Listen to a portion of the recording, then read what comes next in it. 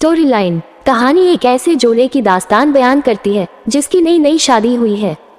सुहागरात में शौहर के दुखों को सुनकर बीवी उसकी सभी दुख मान लेती है, मगर वह उससे कुछ नहीं मानता है। बीवी ने घर की सारी जिम्मेदारी अपने ऊपर ले ली है। उम्र के आखिरी पड़ाव पर एक रोज शौहर को जब इस बात का एहसास होता है तो वह उससे पूछता है कि उसने ऐसा क्यों किया। वह कहती है कि मैंने तुमसे तुम्हारे सारे दुख मान लिए थे, मगर तुमने मुझसे मेरी खुशी नहीं मांगी, इसलिए मैं तुम्हें कुछ नहीं दे सकी। शादी की रात बिल्कुल वह न हुआ जो मदन ने सोचा था। जब चकली भाभी ने फुसलाकर मदन को बीच वाले कमरे में धकेल दिया तो इंदु सामने शाल में लिपटी हुई अंधेरे का भाग बनी जा रही थी। बाहर चकली भाभी और दरियाबाद वाली फूफी और दूसरी औरतों की हंसी रात के खामोश पानियों में मिश्री की तरह धीरे धीरे घुल रही थी। औरतें सब यही समझती थी इतना बड़ा हो जाने पर भी मदन कुछ नहीं जानता, क्योंकि जब उसे बीच रात से जगाया तो वह हड़बड़ा रहा था। कहाँ लिए जा रही हो मुझे? उन औरतों के अपने अपने दिन बीत चुके थे। पहली रात के बारे में उनके शरीर शौहरों ने जो कुछ कहा और माना था उसकी गूंज उनके कानों में बाकी न रही थी।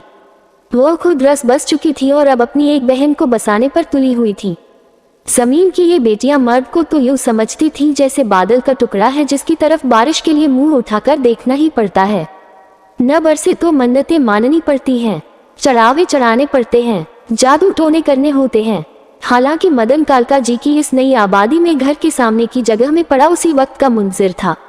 फिर शामत माल पड़ोसी सिप्ते की भैंस उसकी खाटी के पास बंधी थी जो बार बार फुकारती हुई मदन को सूंघ लेती थी और वह हाथ उठा उठाकर उसे दूर रखने की कोशिश करता।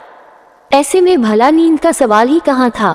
समुंदर की लहरों और औरतों के खून को रास्ता बताने वाला चांद एक खिड़की के रास्ते से अंदर चला आया था और देख रहा था। दरवाजे के उस तरफ खड़ा मदन अगला कदम कहाँ रखता है।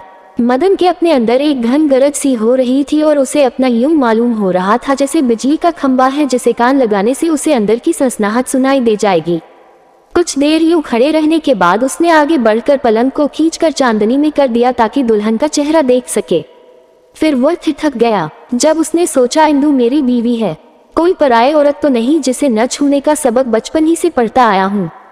शाल में लिपटी हुई दुल्हन को देखते हुए उसने फर्ज कर लिया वहां इंदु का मुंह होगा, और जब हाथ बढ़ाकर उसने पास पड़ी घड़ी को छुआ तो वही इंदु का मुंह था। मदन ने सोचा था वह आसानी से मुझे अपना आप न देखने देगी, लेकिन इंदु ने ऐसा न किया।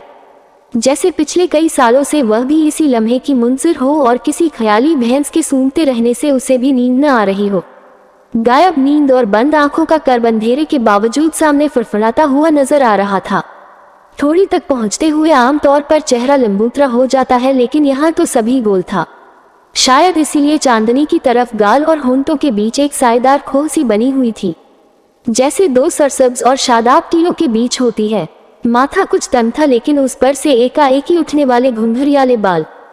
जब ही इंदु ने अपना चेहरा छुड़ा लिया जैसे वह देखने की इजाजत तो देती हो, लेकिन इतनी देर के लिए नहीं।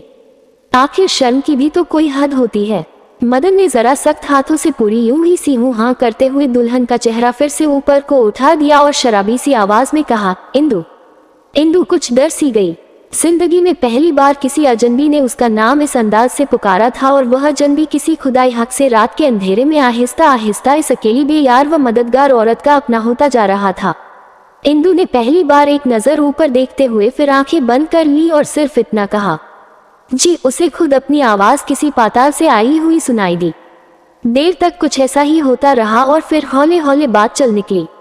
अब चली सो चली, वो थमने ही में न आती थी।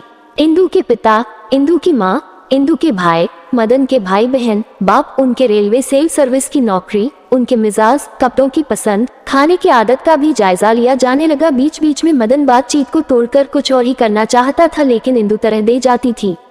इंतहाई मजबूरी और लाचारी में मदन ने अपनी माँ का जिक्र छेड़ दिया जो उसे 7 साल की उम्र में छोड़कर दिक्या रिजे से चलती बनी थी।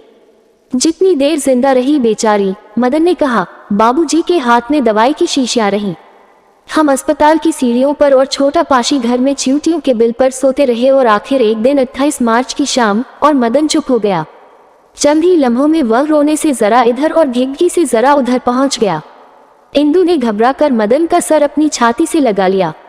उस रोने ने पल भर में इंदु को अपने पर से इधर बेगानेपन से उधर पहुंचा दिया। मदन इंदु के बारे में कुछ और भी जानना चाहता था, लेकिन इंदु ने उसके हाथ पकड़ लिए और कहा, मैं तो पढ़ी लिखी नहीं हूँ जी, पर माँ बाप देखे हैं, भाई और भाभियाँ देखी हैं, बीसियों और लोग देखे हैं, इसलिए मैं कुछ समझती बूझती हूँ। मैं अब तुम्हारी हूँ, अपने बदले में तुमसे एक ही चीज मांगती हूँ। रोते वक्त और उसके बाद भी एक नशा था। मदन ने कुछ बेसब्री और दरिया दिली के मिले जुले शब्दों में कहा, क्या मांगती हो? तुम जो भी कहोगी मैं दूंगा। पक्की बात? इंदु बोली। मदन ने कुछ उतावले होकर कहा, हाँ हाँ, कहा जो पक्की बात। लेकिन इस बीच में मदन के मन में एक वसवसा आया, मेरा कारोबार पहले ही मंदा है, अगर इंदु कोई ऐसी चीज मांग ले जो मेरी पहुंच ही से बाहर हो तो फिर क्या होगा। लेकिन इंदु ने मदन के सख्त और फैले हुए हाथों को अपने मुलायम हाथों से समेटते हुए उन पर अपने गाल रखते हुए कहा, तुम अपने दुख मुझे दे दो,